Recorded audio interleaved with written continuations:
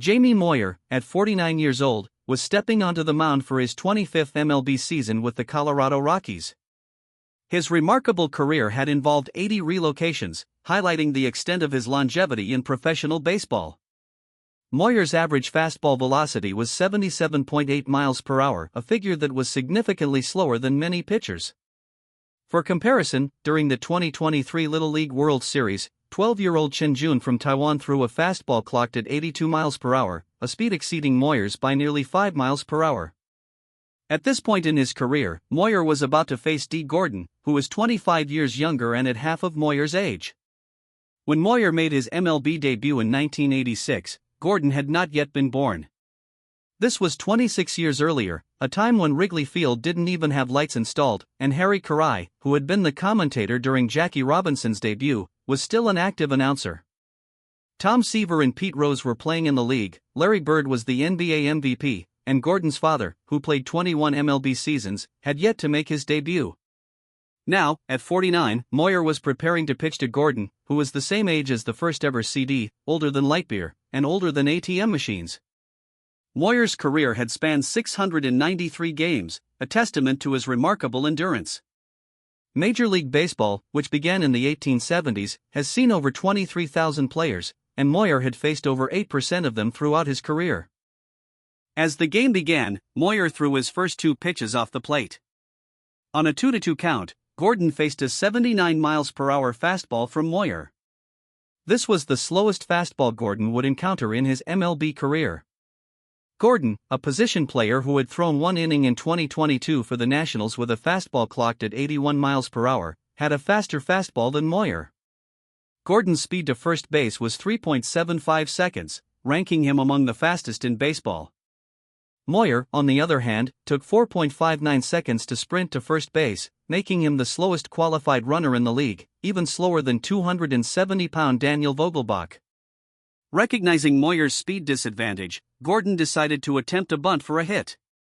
Moyer threw another fastball, clocked at 78 miles per hour. This became the new slowest pitch Gordon had ever seen in his MLB career. Moyer's average fastball velocity was a staggering 16 miles per hour slower than the average fastball in today's MLB. His fastball was also 6 miles per hour slower than the average changeup, slider, and splitter, and 7 miles per hour slower than the average curveball. Even the only knuckleballer in MLB at the time, Matt Waldron, threw his knuckleball faster than Moyer's fastball. In summary, Jamie Moyer's remarkable career had led him to face opponents at a pace far slower than the modern game's standards, yet his perseverance and experience allowed him to continue competing at the highest level despite these significant disparities. Jamie Moyer, at 49 years old, had built a reputation for being one of the hardest hitters to strike out. Despite his advanced age and diminished velocity, he had developed a knack for getting batters out with a mix of guile and experience.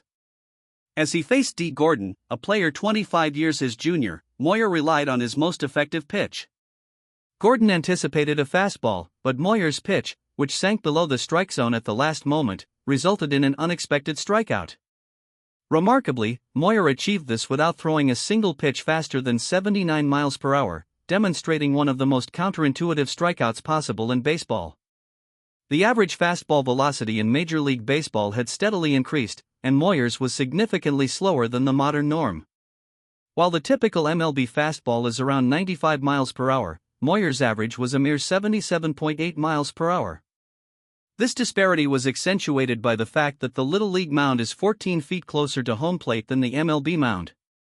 Consequently, Moyer's pitches, despite being at a Little League speed, had to travel a greater distance, appearing even slower to a Major League hitter accustomed to 100 miles per hour fastballs. For hitters like Gordon, Moyer's pitches could seem to be in slow motion. On a 2-2 count, Moyer threw an even slower 69 miles per hour curveball. Gordon managed a weak swing and fouled it off, leaving him with 2 strikes. Gordon's strikeout rate in the previous season was only 11%, highlighting his ability to make contact with most pitches. In general, faster pitches are harder to hit. Since 2008, MLB hitters have struggled against fastballs between 95 and 100 miles per hour, batting just .237 against those speeds and even worse against pitches at 100 miles per hour or faster, where they hit only .180. In contrast, against fastballs between 90 and 95 miles per hour, hitters had a higher average of .272 and a slugging percentage of .463. This suggests that when facing fastballs slower than 95 miles per hour, hitters have comparable numbers to Hall of Famers like Carl Yastrzemski. Moyer's fastballs, however, were even slower, averaging around 80 miles per hour. Hitters faced with fastballs at this velocity batted .315 with a slugging percentage of .552, showing that they performed better than even Mickey Mantle against such slow pitches. Despite this, Moyer had pitched some of his most memorable games later in his career. In a game in May, Moyer's first pitch to Omar Infante was an 83 miles per hour fastball, the fastest pitch Moyer would throw all game, but still the slowest Infante had seen that season. Tom McCarthy, who had been calling Phillies games for almost a decade and was 6 years younger than Moyer, provided commentary along with Gary Matthews, a former teammate of Moyer from 24 years earlier. Moyer quickly retired Infante and then got PR to hit a lazy fly ball. The challenge of facing Chipper Jones, a future Hall of Famer and one of the game's most dangerous hitters, was next. At this point, Jones was earning $14 million a season, approximately $150,000 per game, more than double what Moyer earned in his entire rookie season in 1986 when the league minimum was just $60,000, a stark contrast to today's figures. During this game, Jones was in his late 30s and Moyer, even then, was considerably older and still competing at the highest level. Jamie Moyer, at 49 years old, continued to defy expectations with his pitching prowess. In one remarkable half-inning, Moyer retired 3 batters on just 3 pitches, completing the inning in a swift 1 minute and 23 seconds. As he moved into the next inning, Moyer added another soft groundout to his tally. He then delivered an 83 miles per hour fastball perfectly placed on the inside corner, forcing Nate McLouth to foul it off for strike 2. Moyer followed up with the same pitch, but even further inside. Despite the pitch only being 83 miles per hour, McLouth couldn't hold up and was embarrassed by the pitch. Moyer replicated this strategy with similar success against Rick Lowe. He threw 2 perfectly placed fastballs right on the corner, and with Martin Prado down 0-2, Prado was forced to swing at anything close. Prado chased a high pitch and grounded out. Moyer was now facing a more formidable challenge, Chipper Jones, a future Hall of Famer and one of the most dangerous hitters of the era. Moyer needed to get creative. He threw an 82 miles per hour fastball 2 inches in from Jones's head, hoping to make Jones uncomfortable. The strategy worked. Jones flew out on an 80 miles per hour changeup. Next up was Troy Glaus, the only Brave to have previously gotten a hit off Moyer. Moyer threw another fastball 2 inches in from Glaus's head, which effectively rattled him. Glaus popped up to a 79 miles per hour curveball. Moyer then faced Matt Diaz, whom he got to pop up, followed by David Ross, who also popped up. Moyer's final batter in this stretch was Miguel Cabrera, who popped up after a 74 miles per hour curveball. Moyer had retired the last 5 batters he faced by inducing pop-ups. His slow pitches were causing hitters to be so off balance that they were consistently swinging in front of the ball and sending it straight into the air. Even with his slow speeds, Moyer was managing to get swings and misses. Nate McLouth struck out again on a 79 miles per hour cut fastball, the slowest fastball he had ever struck out on in his career. Brandon Hicks was way ahead of a pitch and struck out, as did Omar Infante, who was also out in front and struck out. Martin Prado flew out, and Chipper Jones popped out once more. By the end of this performance, Jamie Moyer had given up only 1 hit, faced the minimum number of batters, thrown 7 shutout innings, and retired 17 consecutive batters without throwing a single pitch faster than 83 miles per hour. At 47 years old, Moyer was on the verge of becoming the oldest pitcher in history to complete a shutout game. Reflecting on his career, Moyer had faced significant challenges. Just 17 years earlier, he was struggling mightily. He had been cut by 3 teams over 3 seasons, spent 3 years in the minors, and hadn't won an MLB game in over 3 years. However, the Orioles took a chance on him, allowing him to pitch in their minor league system. By May, Moyer had performed well enough to be called up, but his initial stint with the Orioles was shaky, with an ERA over 4 and several poor outings. A turning point came when a friend sent him a pink garter belt inspired by the movie Bull Durham, with the suggestion that wearing it under his uniform might improve his pitching. Moyer decided to try it, and in his first start with the garter belt, he dominated the game. He attributes his subsequent success to this unconventional good luck charm, marking a dramatic transformation in his pitching career. Jamie Moyer's career had undergone a remarkable transformation, establishing him as a resilient MLB pitcher. After struggling early in his career and re-establishing himself, Moyer had an impressive run with the Mariners from the age of 33. Despite being considered past his prime, Moyer saw a resurgence in his performance. At 36, he received his first Cy Young votes, and at 38, he led the league with 20 wins. By 2003, he achieved the lowest ERA of his career, earned his first All-Star nod, and finished in the top 5 of Cy Young voting. His breakout season at 40 defied conventional expectations of aging athletes. From ages 23 to 32, Moyer's ERA was 4.51, with a wins above replacement (WAR) of 11.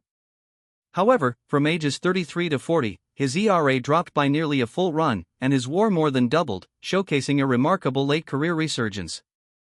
After a successful stint, Moyer was traded from Seattle and went on to make a significant impact.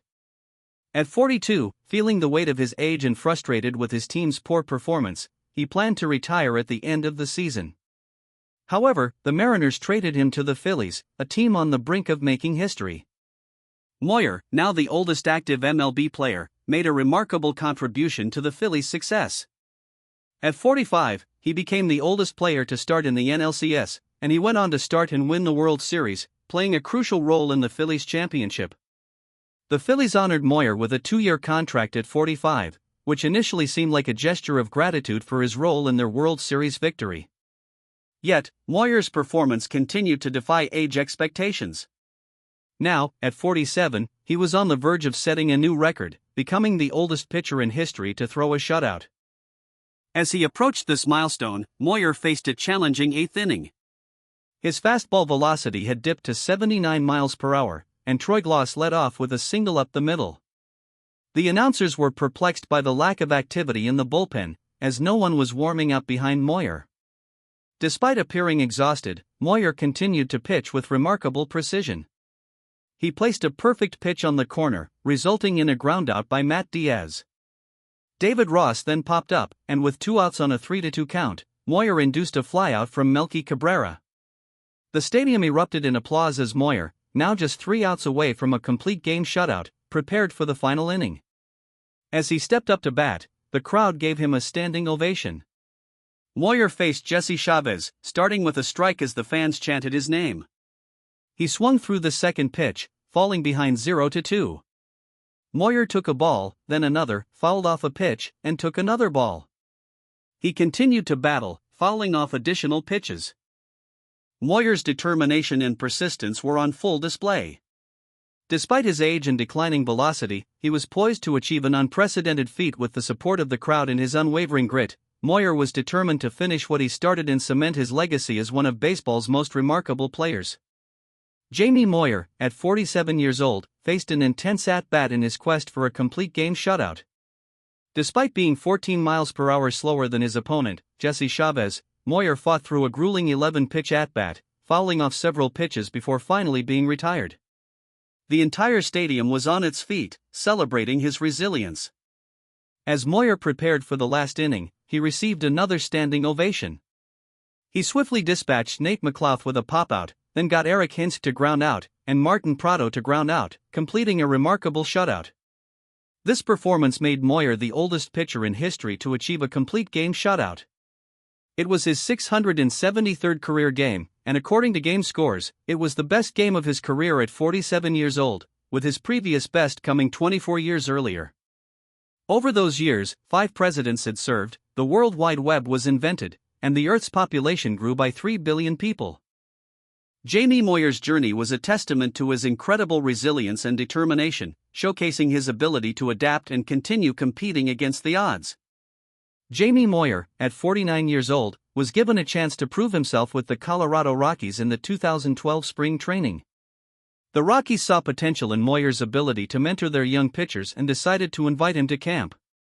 They had nothing to lose. If Moyer performed well, he made the team; if not, they could easily cut him without significant loss. To everyone's surprise, Moyer dominated spring training, securing a spot on the roster and earning the role of a pitcher in Coors Field, one of the most challenging ballparks due to its high altitude. In May 2012, Moyer faced the Arizona Diamondbacks, led by manager Kirk Gibson, who had once collected 4 hits off Moyer in a single season 24 years prior. The Diamondbacks starter, Patrick Corbin, had enjoyed a successful career with multiple All-Star appearances and a World Series win. Yet, Moyer, despite being 27 years older than Corbin, had accumulated more wins in his 40s than Corbin had in his entire career. Despite the odds, Moyer was determined to make a comeback. In 2011, he remained unemployed and focused on rehabbing from his surgery. When he was finally able to throw, he attempted to practice with his son's Little League team. Out of 50 pitches, only 6 were considered hittable, and he hit 2 kids before stopping. However, he persevered, eventually refining his location and accuracy. Moyer then tried out for MLB scouts. His velocity was at 77 miles per hour, but his control was impeccable. The Colorado Rockies, a team struggling due to their high-altitude home field which makes the ball travel further, were in need of experienced pitchers. They were open to giving Moyer a chance, considering they had limited options and could benefit from his veteran presence. In his 24th Major League season, Moyer was a consistent performer for the first-place Phillies, despite being well past his prime. However, in July of that season, he suffered a serious injury in UCL tear, requiring Tommy John surgery. This injury typically necessitates 12 to 18 months of recovery before a pitcher can return to play. Even so, Moyer continued pitching, managing to get Randy White a ground out. Facing Albert Pujols, the best hitter in baseball, he allowed a single. Then against Matt Holliday, Moyer, still struggling with his torn UCL and reduced velocity, gave up another single on a 78 miles per hour fastball. Despite 2 pitches being well out of the zone and being behind in the count, Moyer somehow managed to escape the inning. Moyer did not return to pitch again that season. He required Tommy John surgery, a significant hurdle considering he was 47. Historically, only one pitcher in MLB history had undergone Tommy John surgery in their 40s and returned to pitch in the majors, and that pitcher was 6 years younger than Moyer. With his age and injury, Moyer faced the daunting reality that even with a successful surgery, he might not pitch again for another 2 seasons. Given his age and the nature of his injury, no team would likely sign a pitcher unable to throw above 80 miles per hour coming off such a serious injury. Moyer was older than 3 of the 4 umpires and one of the announcers, while another announcer, who had played with Moyer in the 1980s, was in his 50s. The game began with Moyer facing A.J. Pollock, who had been in the league for 12 seasons. Moyer's fastball, clocked at 78 miles per hour, was the slowest Pollock would face in his career, and he grounded out. Moyer then allowed a hit before facing MVP candidate Justin Upton, who had played 16 MLB seasons. Moyer threw Upton the slowest fastball he had ever seen in his career for strike 1, followed by an even slower pitch for strike 2. Upton struggled to adjust and struck out on Moyer's slowest fastball ever, prompting a chuckle from the veteran. Moyer continued to impress by getting a pop-up to end the inning. Next up was Paul Goldschmidt, who would go on to make 7 All-Star teams, win 5 Silver Slugger awards, and earn an MVP. Moyer threw Goldschmidt the 2 slowest fastballs he would face in his major league career, both called strikes, before striking him out with a 72 miles per hour pitch. Jamie Moyer, the slowest player in baseball, added another remarkable achievement to his storied career. In a game against the Arizona Diamondbacks, Moyer, at 49, hustled to beat out a dribbler, allowing 2 runs to score and becoming the oldest MLB player to record an RBI. He then quickly returned to the mound, getting 3 groundouts to end the inning.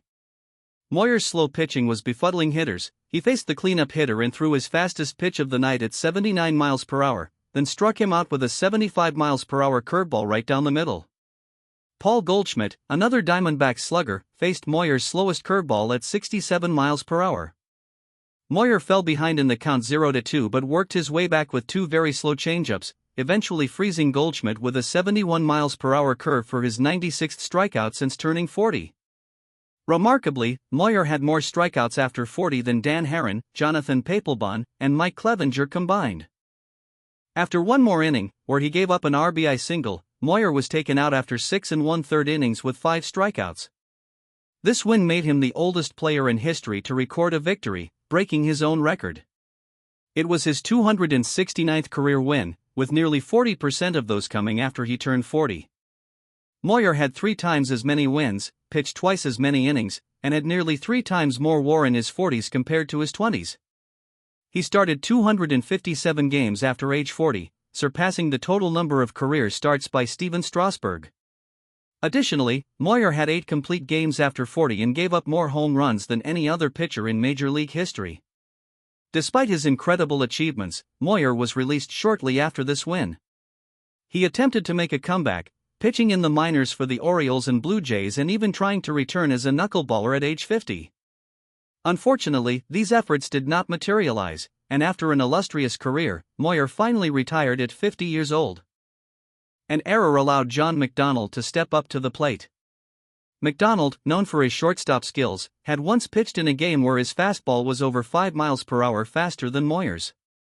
He attempted to bunt on Moyer's slow offerings but ended up getting a hit. Although Moyer found himself in a tough spot, he managed to escape with a pop-up and a strikeout. Later, an error, walk, and stolen base put Moyer in more trouble. However, he induced a 78 miles per hour fastball that led to a double play, once again getting out of a jam. In the subsequent inning, a leadoff double by Jindal put Moyer in a challenging position.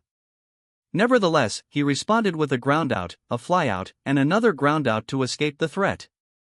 On the opposing side, Patrick Corbin, who was 27 years younger than Moyer, was struggling. He had already given up 3 runs. Moyer, with a chance to further capitalize, came to bat. After taking a strike, he battled back and, on a 2-2 count, managed to hit a crucial single, showcasing his remarkable resilience and continuing to defy expectations in his extraordinary career.